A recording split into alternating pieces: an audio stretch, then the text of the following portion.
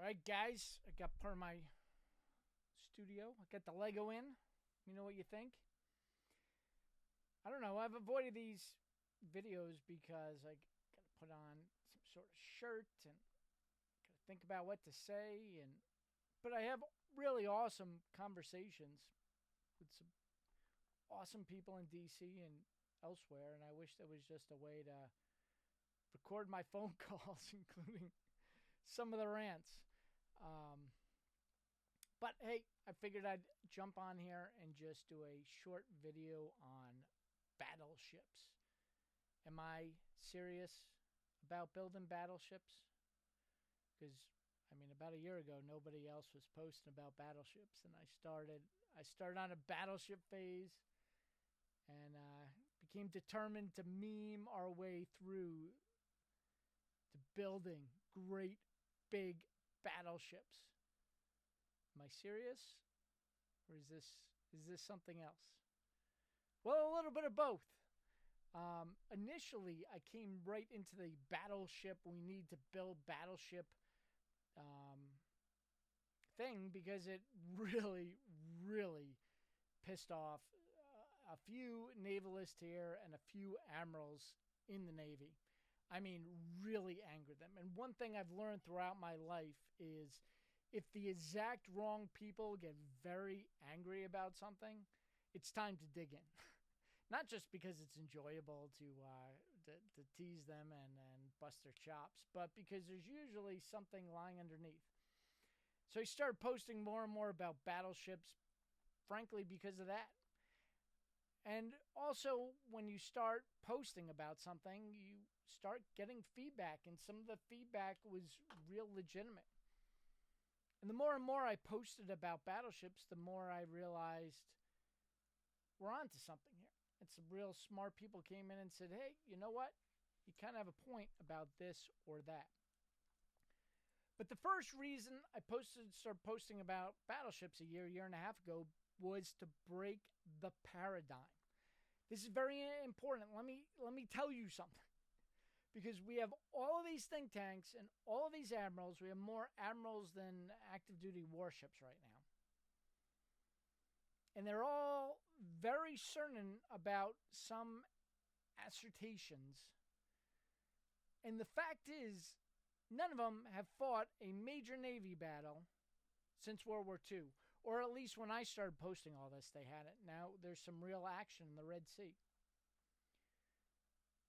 So whatever a Navy admiral or a Naval War College, or as I like to call it, the Navy Woke College in Newport, and these think tanks tell you they think they know about naval battle, they don't know. And for years I was intimidated by that. What am I? I'm just a merchant marine captain. What do I know about naval warfare? Well, it turns out I know a lot because unlike many of these navies, I've had naval guns pointed at me before. Telling me to get my oil rig off of certain locations we were drilling in. I won't go into more details there. We've betted a lot of people, had a lot of exposure to piracy. I understand stability. I understand damage control. I understand how to fight a shipboard fire. I've fought multiple of them, and most in the Navy have not. So I've seen that damage firsthand. And I could do a count and see how few ships the Navy has. But there are these paradigms that just absolutely I was looking to slay. And even if I look ridiculous saying, hey, we need battleships, it was very important that we slay these and pull these admirals and think tankers off their high and mighty perch that they've been on since World War II and have no idea what they're talking about because they have not been in a naval battle. And not only have they not been in a naval battle, they haven't tested a lot of these theories that they came up with. You know, one of them being, well, the Air Force can just take care of Chinese merchant ships and sink them pretty easily. Really? Oh, really? Because the Houthis aren't doing a great job of sinking ships in the Red Sea right now. And they're using anti-ship ballistic missiles. They're using all sorts of different types of drones. Throwing a lot of tactics, and most of the ships that have sunk, which isn't very many, you know, they've had the crews abandoned, and the Houthis have had to go on later on and set explosives, and they're still having trouble sinking them. Why is that? Well, we have a ship diagram here. It used to be, if you see this hull, on the other side of the hull was the stateroom or the engine room.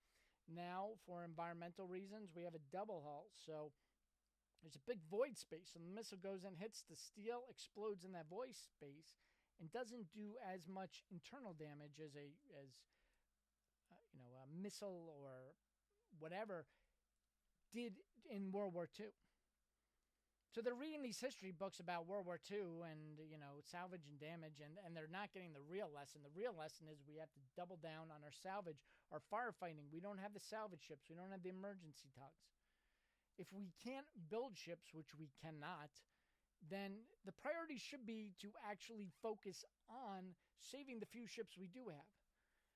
So I question whether these anti-ship missiles on the destroyers can actually sink ships. And we know that China, or nobody else knew, Trent Talenko, Sal Mercagliano, Commander Salamander have been telling you for 2 years at least that these merchant ships are going to carry drones. We have FSB officers on board Russian shadow ship tankers. We have communist commissars on board Chinese merchant ships. What's preventing them from putting ship ballistic missiles in a container, or drones in a container, or just sailing a container ship past a naval destroyer at close quarters in the Singapore Straits and firing a few Javelin missiles at it? And why attack the destroyers or the carriers at all when you can just easily sink the U.S. Navy's oilers and ammunition ships which supply them? But that's a whole nother story. Because those don't have any sea whiz.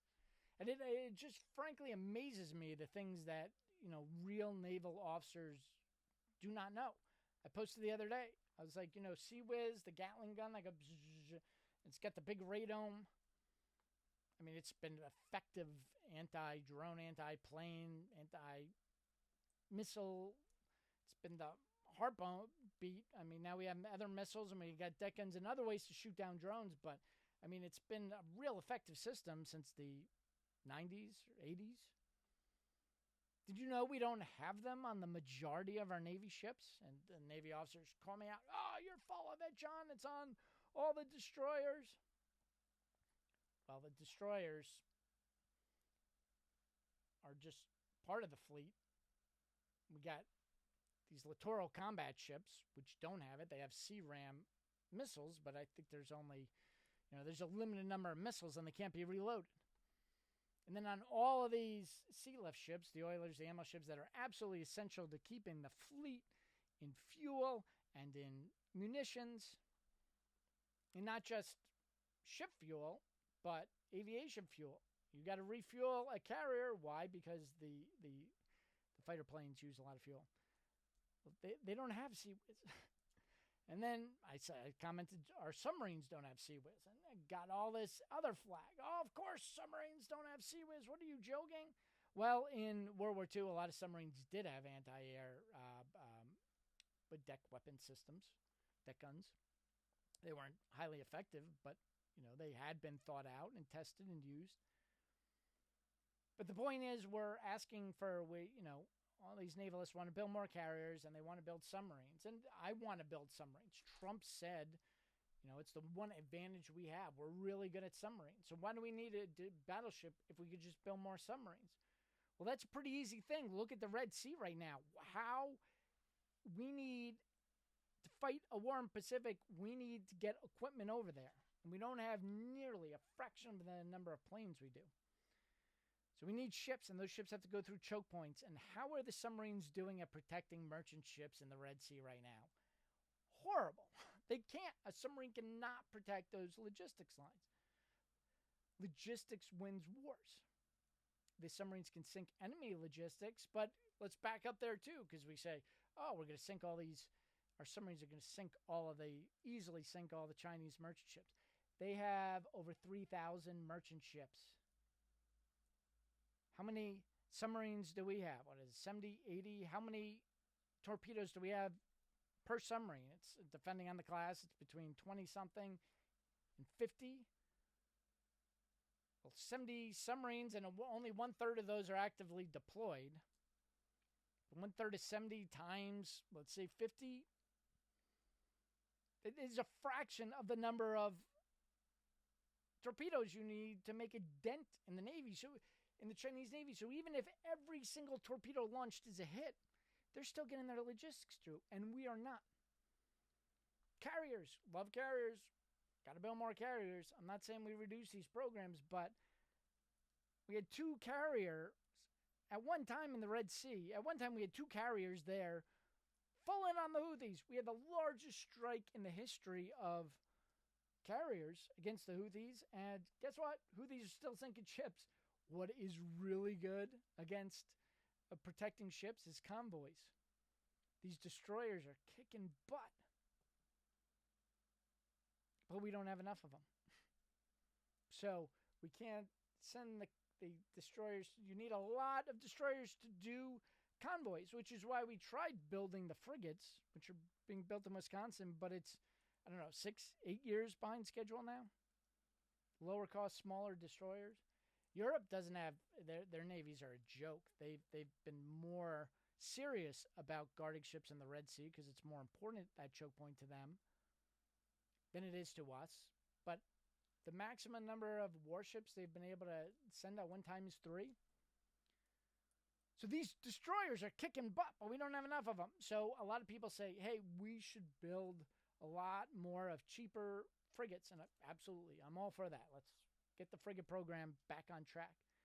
But if it takes us 8 years to build a frigate or 10 years to build a carrier,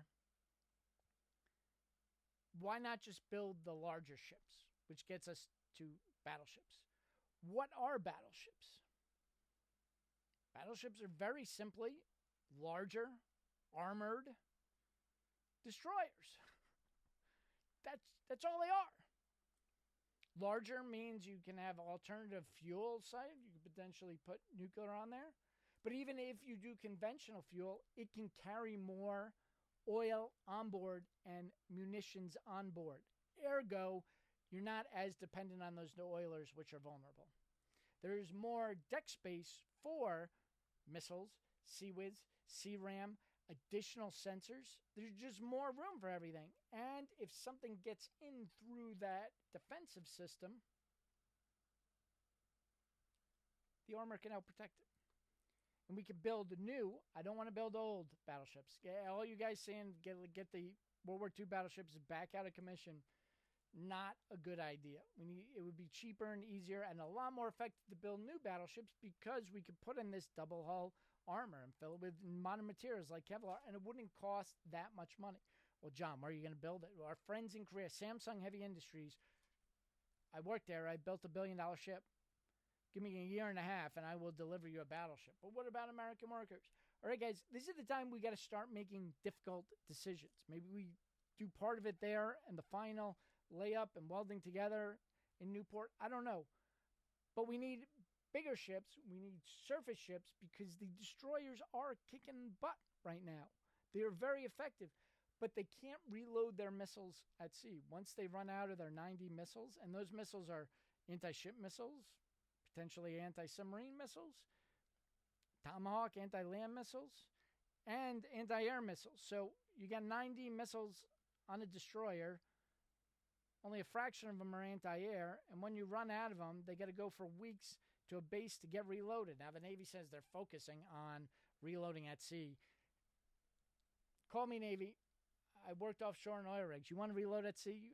I can reload at sea. I can get you reloading option in 6 months. But they don't want to call me.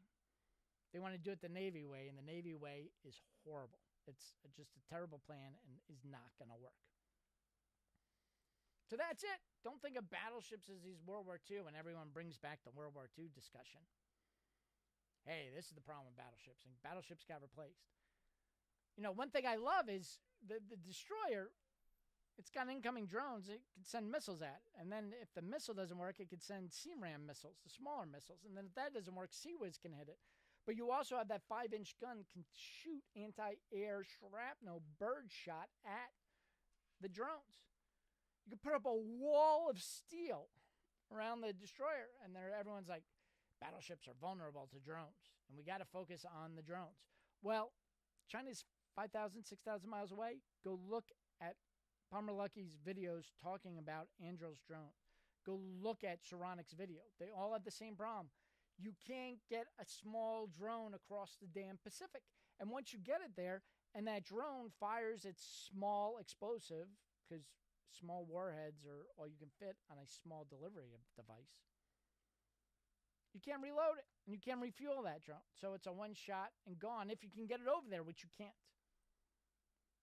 Oh, we'll just fly it. The one Chinese mega container ship has more cargo capacity than the Air Force's entire airlift, including civilian that we could appropriate, combined. We can't airlift this. And even if you could airlift it, how do you think those C-5s, C-130s get refueled? Refueling tankers. Where do they land? At forward air bases, places like Guam and Hawaii and Midway. Well, where do you think they get the fuel for those? From merchant ships. So without merchant ships being protected by destroyers, by surface ships, there is no Air Force in the Pacific fight. There is no Army in the Pacific fight, because if you can't get the planes over, you can't get the troops over. We're going to have to go back to basics. Troop ships, frigates, destroyers, battleships protecting merchant ships. Now, should battleships be escort? I mean, we need some escort carriers too, some drone carriers.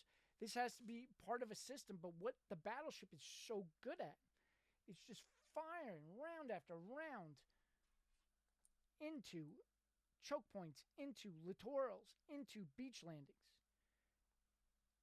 When the Marines take an island, they call in a destroyer. Again, the destroyer only has a fraction of those 90 missiles that are Tomahawk, and when the Marines run out, guess what? They're in trouble. And the Marines got rid of their tanks because we didn't have the sea lift to get their tanks over, so they went to Force 2030, which people yell and scream about. But they're right. If we can't refuel those tanks, and we can't get those tanks and those planes over, because our merchant marine is a sad shell and nobody in the Pentagon cares about. When was the last time? I love the new Secretary of Navy. I've talked to him multiple times.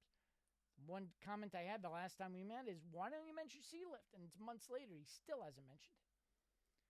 I saw Driscoll, the Army Secretary, just on Sean Ryan. Wonderful guy, smart guy. But they're getting rid of their pre-positioned ships, and Mark Milley got rid of all the Army watercraft, most of them, landing craft, at auction. You saw what a disaster the Gaza Pier was. You think the Gaza Pier, which was a disaster, is magically going to work to provide port facilities to get munitions and stuff overseas in a real war? But Dan Driscoll goes, hey, it's okay. We're gonna pre-position 3D printers. We're just gonna print. Well, how are those 3D printers getting fuel? And they still need aggregate material from bulkers to feed those 3D printers. Where do those come in? The ships. And as we've seen with the Ukraine war, pipelines and oil storage facilities don't work very well on land because they're easily targetable. There is no way around merchant ships going over. And those merchant ships have to be protected by destroyers and frigates. Battleships would be nice. Drone carriers would be great. We had escort carriers in World War II. But why battleships, John? Because battleships can sit at choke points. These points where shipping lanes converge. And they can just fire round after round after round of these low-cost shell. And when there's a drone attack against a battleship, they can fire like a shotgun shell, birdshot, and create a wall of steel and defeat thousands of drones coming at them. And then you get all these historians and navalists going, oh, the Japanese tried that in World War II, and they tried birdshot, and it was not effective. Yeah, 80 years ago, it didn't work for the Japanese, who sucked at a lot of this stuff anyway. They didn't have the computers we did. They didn't have the resources we did. But the Navy wasn't the focus it was on ours. They were copying a lot of our stuff. So because the Japanese failed at the birdshot, shooting down our planes 80 years ago, we can't work it today? Of course we can work it today. It's working right now. The French just shot down a missile with their deck gun a couple months ago. But we need bigger guns. We need more of those guns. And we got to send them at choke points so when these ships in the middle of the ocean is not the problem. China does not have the submarines that Germany had in World War II. The problem is when these ships start to converge on the Singapore Strait, on the Taiwan Strait, on the Luzon Strait, which everyone forgets about, but was the most important piece of real estate in all of World War II. You need something big and armored sitting there protecting the ships that come through. That's a battleship, guys. So as it started as a meme, it started as just getting these people to think out of the box. And after a few months, I realized I need to break paradigm. I need to think out of the box. I don't need to think about a battleship as the World War II or World War I that became obsolete by the carrier. I need to think of a battleship just as a larger destroyer, which isn't that much more expensive to build. And think about, we are failing with smaller. All of these companies, Saronic and Anduril, I love them. They are failing because they can't get their drones across the Pacific. We are failing at our frigate program. So if we're failing at those programs, keep them up. Work on those. But you need, as they go from the bottom up, you need a top-down approach to meet in the center and destroy our enemies. That's battleship. We can't build them, fine. Samsung can build them. I work there. They can build them. Some yards Japan can build them. A few in Europe can build them. We can build them too if we get our head out of our rear and we get the Army support. Instead of Driscoll saying 3D printer, get those watercraft going, get those contracts, get the Army Corps of Engineers dredging the waterways up to our older shipyards, which have been abandoned. Get the Army Corps of Engineers and the Seabees in our older shipyards in Mare Island or Greenfield shipyards, building the dry docks, digging. This isn't rocket science, guys. Get the dual purpose salvage. Remember salvage? Okay. Well, if we can't build it, we have to do extra to protect the few resources we have. My mini rosary. I got like 6 of them. If I lost it, I'd be sad, but I could replace it. If I'm in a war and this is the only one I have, you better believe this is going in my pocket. I mean, this is the stuff of movies. You protect what's valuable and scarce. What's valuable and scarce is our warships. So we can't send them at the tip of the spear like we've been used to. We got to protect them. And when they get damaged, we got to be able to repair them, but we don't have the repair yards. Guess what? Build floating dry docks, build barge cranes. Then we can use them right now for new construction. And then if there's a war, they're available for salvage and repair. So right now, I'm 100% in on battleships. We need the battleships. Not reactivated old ones. New ones, preferably nuclear, with more sensors. And integrating the system. There could be a low-cost merchant ship that drops drones when the battleship arrives at the battle. And if those sensors on the battleship are vulnerable, a very good Navy journalist pointed that out, well, then they can integrate with the drone sensors. The battleship can feed the drones information from its big radars, and if those radars go down, they can suck information from these swarm of drones that are let off by the battleship. But those drones need protection from the big stuff. You see, guys? Because if another battleship or destroyer comes in with guns that could throw up a wall of steel, we're in big trouble. All right, John Conrad, signing off. I hope that answers all your questions about battleships, but we need to build them. Take care.